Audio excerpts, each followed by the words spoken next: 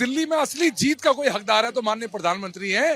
दिल्ली के चुनाव के बाद एक नेता काफी वायरल हो रहा है, कह सकते हैं एक विधायक काफी वायरल चल रहे हैं, और उसकी वायरलिटी की वजह सिर्फ ये है कि वह सबसे पहले नरेंद्र मोदी को पैर छूते हैं और उल्टा नरेंद्र मोदी उनके पैर छूते हैं, और इसको लेकर करके वो काफी वायरल हुआ था और उसको लेकर के कहीं ना कहीं हर जगह न्यूज में छाया हुआ था कि ये इंसान कौन है जिसको प्रधानमंत्री खुद उनके पैर छू रहे हैं, और उस इंसान का इलेक्शंस के बाद क्या हुआ। तो आज मैं उन्हीं की बातें करने वाला हूं। वो कोई और नहीं, वह रविंदर सिंह नेगी है, जो अपने इंस्टा पर अकाउंट में लिखते हैं रविंदर सिंह नेगी मोदी का परिवार, यानी मोदी को भगवान मानते हैं, और उनके बयानों से वो साफ झलकता है। कहते हैं कि जब मैंने उनको पैर छुआ था तो लग रहा था मैं अपने भगवान से मिल रहा हूं, और भगवान से आशीर्वाद लेने के लिए तो कोई भी प्रधानमंत्री का आशीर्वाद मिलता है, हमारे भगवान है, और वो इजाजत नहीं देते हैं किसी भी मंत्री को पैर छूने के लिए, लेकिन कहते हैं कि मुझसे रहा नहीं गया, अपने भगवान से मिलने जा रहा हूं तो पैर छूने में क्या दिक्कत है।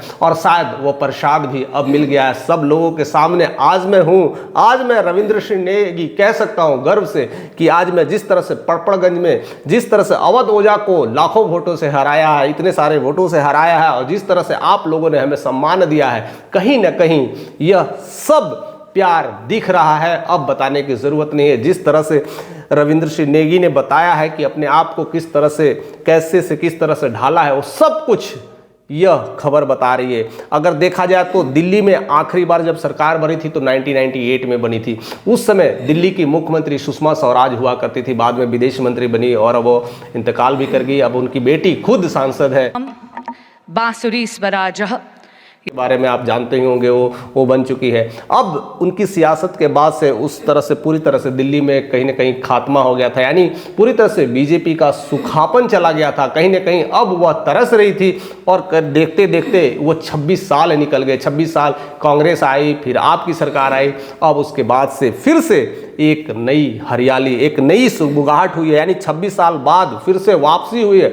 और उस बात को लेकर करके सिर्फ और सिर्फ उन्हीं की जिम्मेदारी नहीं रही है। वो कहते हैं कि जिस तरह से पीएम मोदी, प्रधानमंत्री मोदी ने इन दिनों में करीब करीब कई सारी तबातोड़ रैलियां किया, उस रैलियों के दौरान वह करतार रैली में एक बीजेपी के कह सकते हैं उम्मीदवार, कह सकते हैं उनको, कह सकते हैं एक सिंपल एक उम्मीदवार थे रविंदर सिंह नेगी, उनके प्रचार प्रसार में वो गए थे, और उस मंच पर वो साझा बातें किए थे। और उस मंच को लेकर करके काफ़ी कुछ उस दिन से लेकर के वो टीका टिप्पणी चल रही थी कि आखिर ये इंसान कौन है जिसको प्रधानमंत्री मोदी पैर छूते हैं। और वो कटिंग काफ़ी वायरल चल रही है, आज भी ट्रेंड है, उस दिन से ट्रेंड है जिस दिन से उन्होंने पैर छुआ था, और आज वह रिजल्ट में भी बदल गया, और उस रिजल्ट की खुशखबरी हर लोगों तक दिखाई दे रही है। वो कोई और नहीं, कह सकते रविंदर सिंह नेगी। रविंदर सिंह नेगी एक कह सकते एमसीडी काउंसलर रह चुके थे, यानी एक छोटा मोटा एक पद पे, लेकिन अपना एरिया में काउंसलर के रूप में,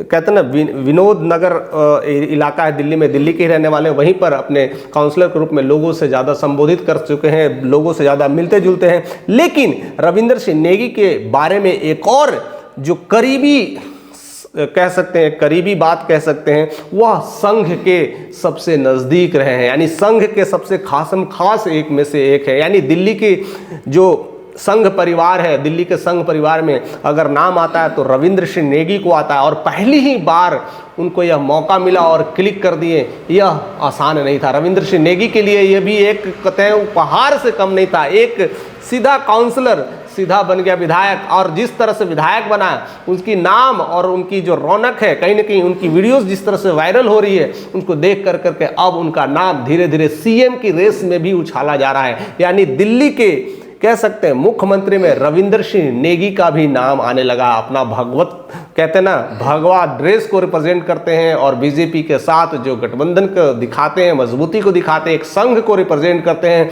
तो लगता है कि उनका भी नाम आ सकता है मुख्यमंत्री के रूप में। लेकिन आप क्या सोचते हैं उनके बारे में, कैसा वर्चस्व है, जिस तरह से दिल्ली में पढ़े लिखे बढ़े और वहीं पर रह करके राज किया और संघ के साथ जुटे, क्या वो लगता है दिल्ली को समझ पाएंगे, दिल्ली के जनता के साथ को रिलेट कर पाएंगे, नया चेहरा है, या फिर एक और चेहरा था। जिस तरह से हम बात भी कर रहे हैं कि जिस तरह से केजरीवाल को हराने वाला, जो केजरीवाल के सीट पर हरा है, क्या वो सीएम के कैंडिडेट हो सकते हैं। ऐसे कई सारे चुनावी जंग में ये सारे चीजें देखने को मिला है, क्योंकि इससे पहले अगर केजरीवाल जिस सीट पे हराए थे वो नई दिल्ली की सीट, वो शीला दीक्षित यानी ऑलरेडी सीएम का ही कैंडिडेट थी। वो सीएम रह चुकी है, 2-3 बार रह चुकी है, यानी 3 टर्म से वो सीएम रह चुकी है शीला दीक्षित। उनको हरा करके केजरीवाल ने सीएम का पद संभाला था। अब केजरीवाल को हराने वाला सीट भी हो सकता है। तो एक सीएम के लिए भी चुनौती है। फिलहाल जिस तरह से रविंद्र सिंह नेगी ने अपने आप को साबित कर दिया है और पहले ही बार में अपना इतिहास लिख दिया, इतिहास के पन्नों में साबित